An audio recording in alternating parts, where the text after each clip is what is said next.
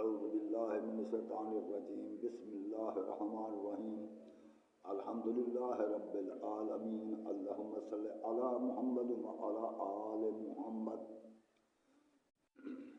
السلام علیکم حضرات ناظرین. آج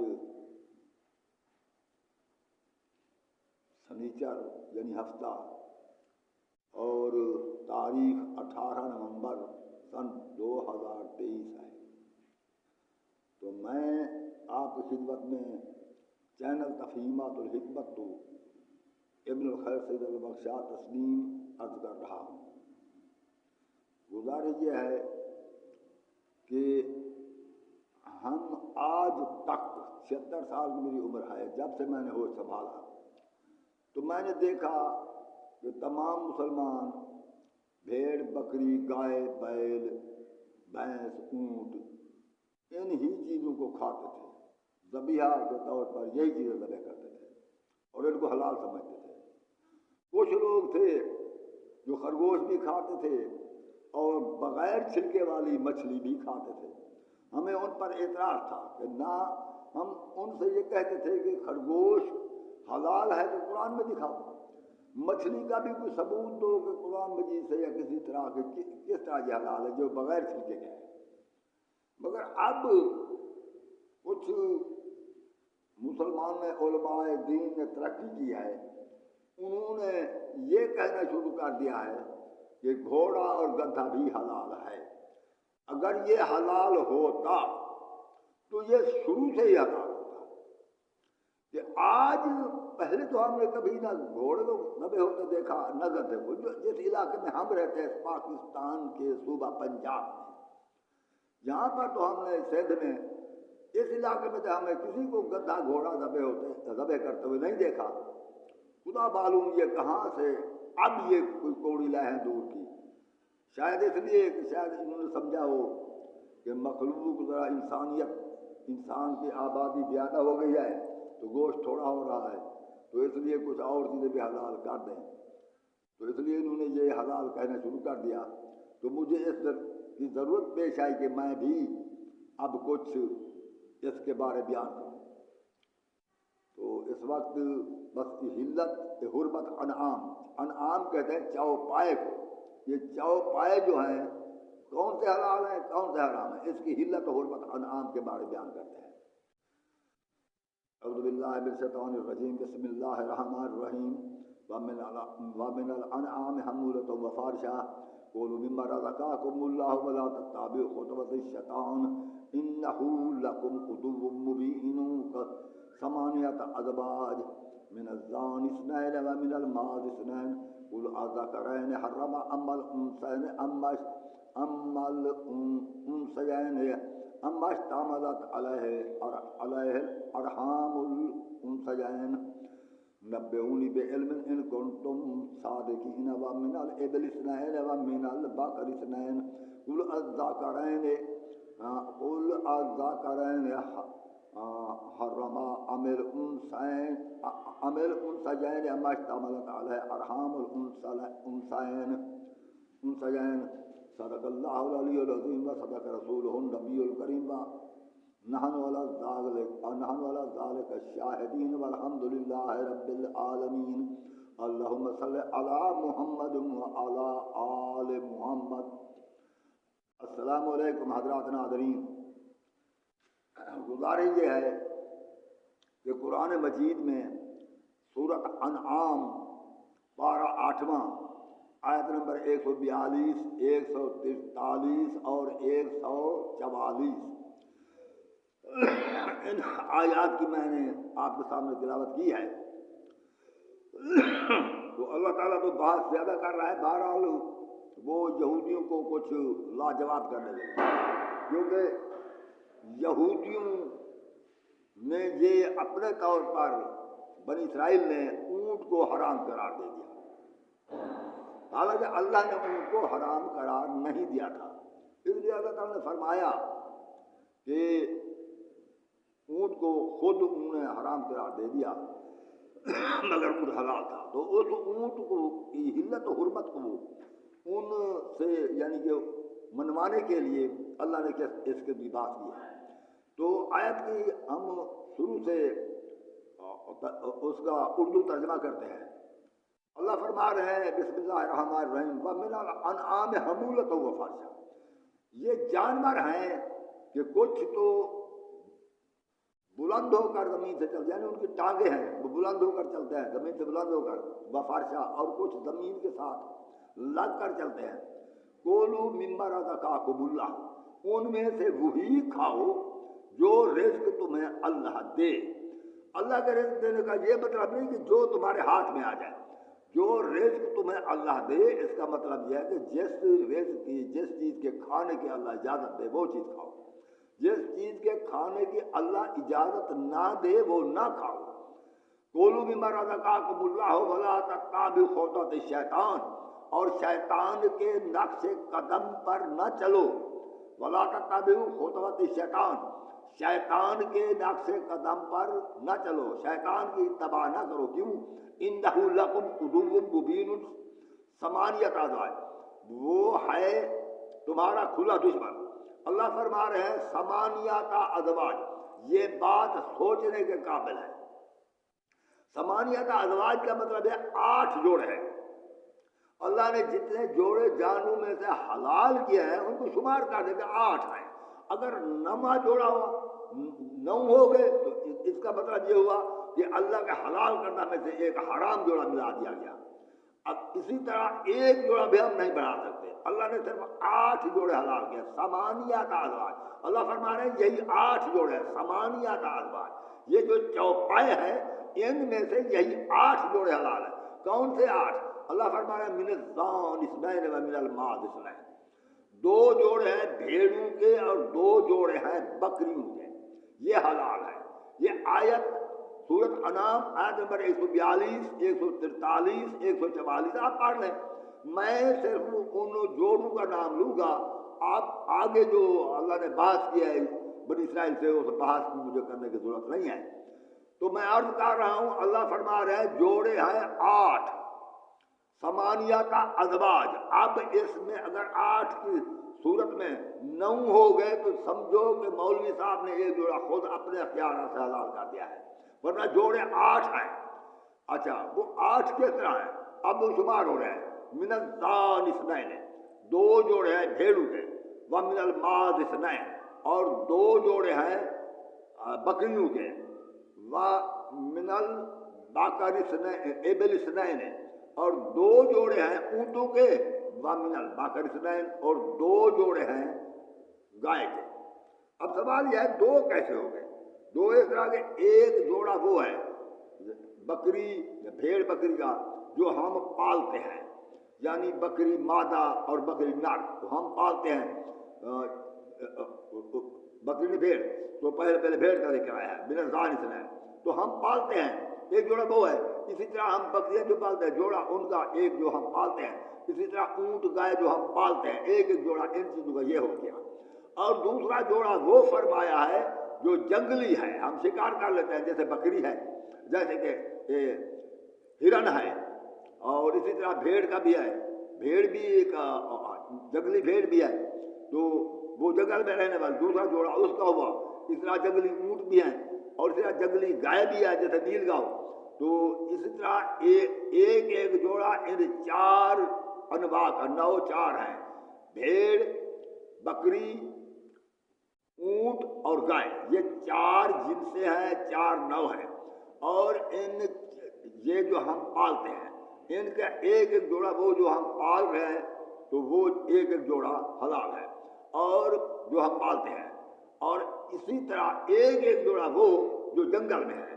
تو یہ 4 قسم کے جو جانور ہیں جو ہم پالتے ہیں، 4 جوڑے ہمارے پاس ہوئے، اور جو جنگل میں 4 جوڑے وہ ہوئے، تو یہ 8 جوڑے ہوئے۔ اللہ فرما رہا ہے ثمانیۃ ازواج، بس 8 جوڑے ہیں۔ اب جس میں 4 ہیں بھیڑ، بکری، اونٹ اور گائے، یہ 4 قسمیں ان کے، اور جوڑے 8 ان کے، ایک جنگلی اور ایک وہ جو ہم پالتے ہیں، 8 جوڑے۔ اب مجھے بتاؤ اگر ہم خرگوش کو حلال کریں تو 9 جوڑے ہو جائیں گے جو ہم پالتے ہیں، اگر جنگلی خرگوش پہ حلال کر لیں تو پھر 10 جوڑے ہو جائیں گے، اسی طرح گدھا اور گھوڑا، یہ روایت جو کتابوں کے رسیا ہیں، جو اپنا دین کتابوں سے لیتے ہیں، ان وہ کتابیں اگر اٹھائیں تو کتابوں کی روح سے جو چاہیں وہ حلال کر سکتے ہیں۔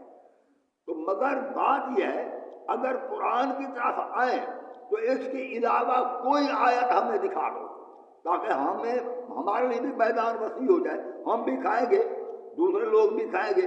وہ دکھائیں نا قرآن سے کہ چار پائیوں میں سے یہ جو چار پائے ہیں، چوپایا ہیں، ان میں سے سوائے بھیڑ بکری اور اونٹ گائے کے کیا چیز ہے جس کو قرآن نے حلال کیا ہو؟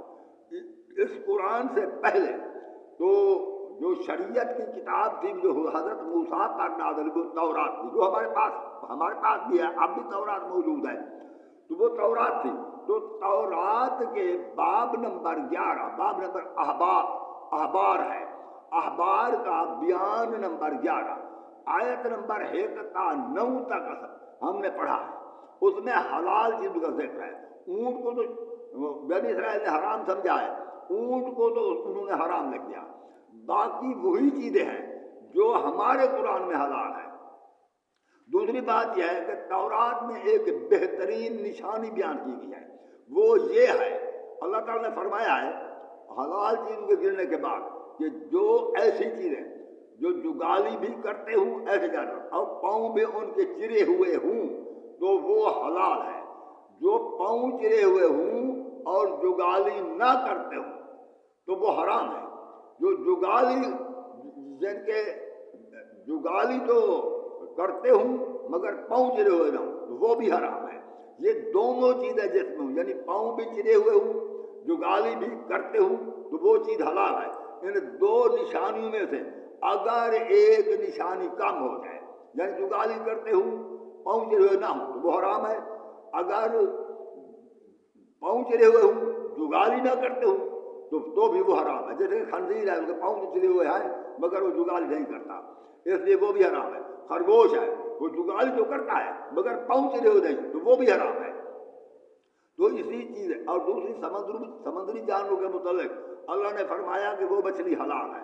یہ تورات کا بیان پڑھیں، وہ مچھلی جس کے پر اور چھلکے وہ حلال ہے، اور جس کے پر اور چھلکے نہ ہو وہ حرام ہے۔ تو جس کے پر اور چھلکے نہیں وہ مچھلی بھی حرام ہوگی، اور جس کے پر چھلکے ہوں وہ حلال ہے۔ تو اسی طرح پرندوں میں سے بھی شکار کی علامتیں ہیں، جیسے اللہ نے فرمایا عقاب، وہاں تورات میں اللہ نے پرندوں کے نام گنے ہیں، عقاب، استخوان، خار، لگڑ، چیل، باز، کوے، شتر مرغ، چوک، کوکل، شاہین، بوم، ہرگیلا وغیرہ، الو، ہر قسم کے کاغذ وغیرہ یہ حرام ہے۔ تو ان چیزوں کو جن کو تورات نے بھی حرام کیا، تورات نے بھلا بتائیں گھوڑا جگالی کرتا ہے یا گدھا جگالی کرتا ہے یا ان کے سوم چرے ہوئے ہیں حلال نشانیوں میں سے ان میں ایک بھی نہیں، تو پھر گھوڑا کیسے حلال ہو گیا؟ ہم صحیح کتابوں میں لیتے ہیں کہ گدھا پہلے حلال تھا، پہلے تو کھاتے تھے گھوڑا بھی، مگر خیبر کے دن، خیبر کے روز جنگ خیبر میں گدھے کو رسول نے حرام قرار دے دیا۔ کیوں؟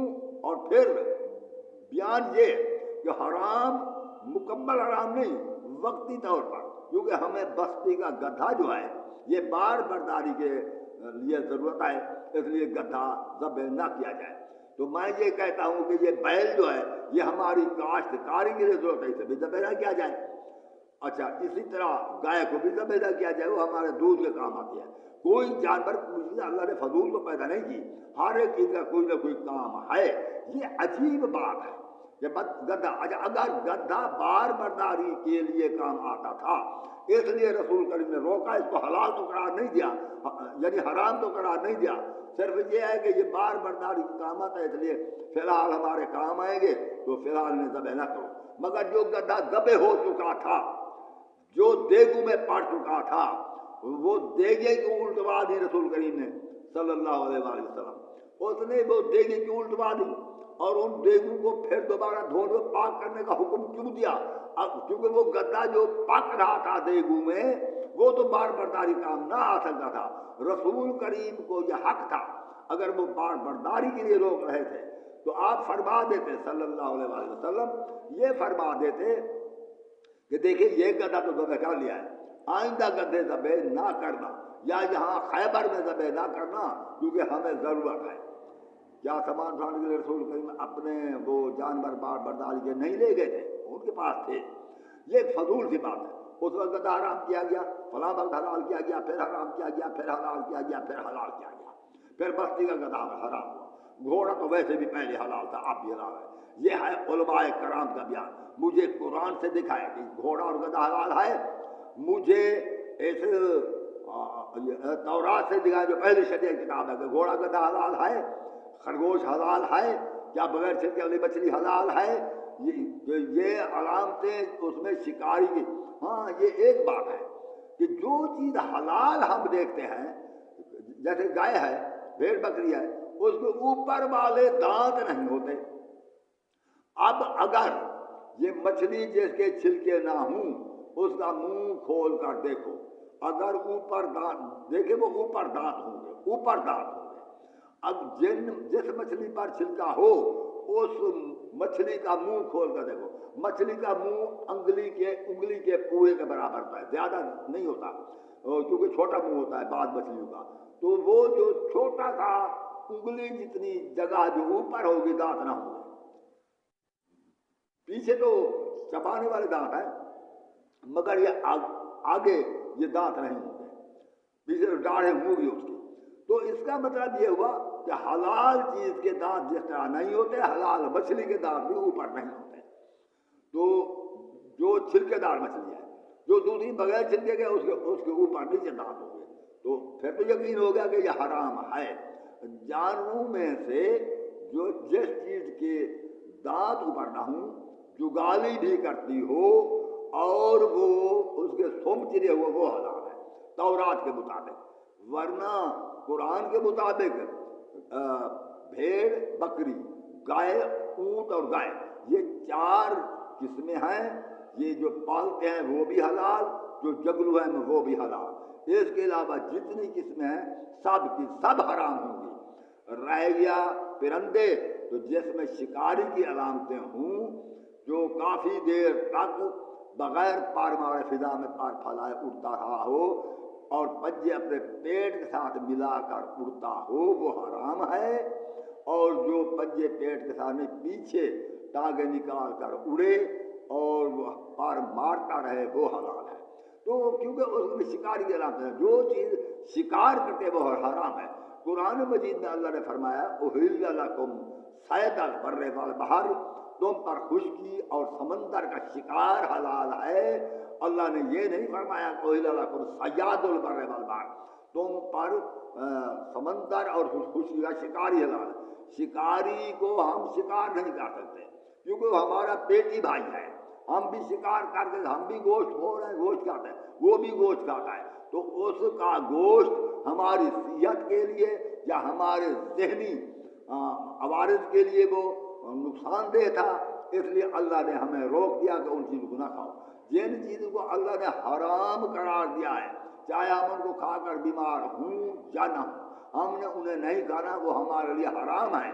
اور جو چیزیں پاک ہیں، حلال ہیں، وہ ہمارے لیے پاک ہیں، ان کو کھائیں جن کی اللہ نے اجازت دی ہے۔ تو اس لیے میں نے آج پہلے بھی ایک بار میں نے بیان حلت حرمت انعام پر دیا تھا، اور آج بھی میں نے دوسری بار اس کا بیان دیا ہے۔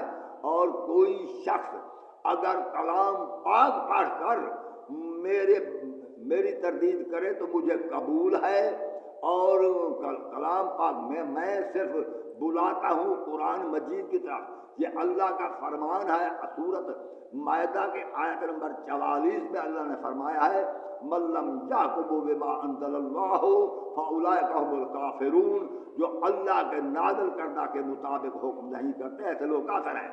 قرآن مجید کی سورۃ فرقان کی آیت نمبر 30 میں اللہ رب العزت فرما دیا روز حشر ہوگا تو حضرت رسول اکرم صلی اللہ علیہ وآلہ وسلم قرآن مجید ہاتھ میں لے کر اللہ کی بارگاہ میں یوں عرض کریں گے یا رب ان قوم اتخذوا هذا القرآن مہجورا، اور میرے رب، میری یہ قوم، یہ مسلمان جو آئے ہیں، انہوں نے قرآن کو چھوڑ کر اٹھایا ہوا تھا، خدا کے لیے جو چیز حلال سمجھے تو قرآن جو حلال فرمائے اس کو حلال سمجھو، جس کو قرآن مجید حرام کرے اس کو حرام سمجھو۔ یہ بناوٹی حدیثیں، موضوعہ حدیثیں اور کتابیں اور روایات کو چھوڑو، یہ وہ جو قرآن مجید سے کوئی شے ثابت نہیں کر سکتا اس کو ہم عالم نہیں کہہ سکتے۔ تو اس لیے اللہ رب العزت آپ کو قرآن مجید پڑھنے اور سننے کی اللہ تعالیٰ توفیق عطا فرمائے۔ میں مسلمان سے یہی عرض کر سکتا ہوں، اپنے مسلمان بھائیوں سے، قرآن مجید پر عمل کرو، قرآن مجید کے مطابق سوچو، قرآن مجید کے مطابق عمل کرو، قرآن مجید کے مطابق کھاؤ پیو جس چیز کی قرآن نے اجازت دی ہے۔ والسلام علیکم ورحمۃ اللہ۔ اللہ آپ کو آباد و شاد رکھے، اللہ ہمیشہ آپ کو ناظرین خوش رکھے، اللہ کی آپ پر رحمت برکت و سلامتی ہو۔ اللہ رب العزت آپ کو قرآن میں پڑھنے اور سمجھنے کی توفیق عطا فرمائے اور اس پر عمل کرنے کی توفیق عطا فرمائے۔ اللہ حافظ، السلام علیکم ورحمۃ اللہ۔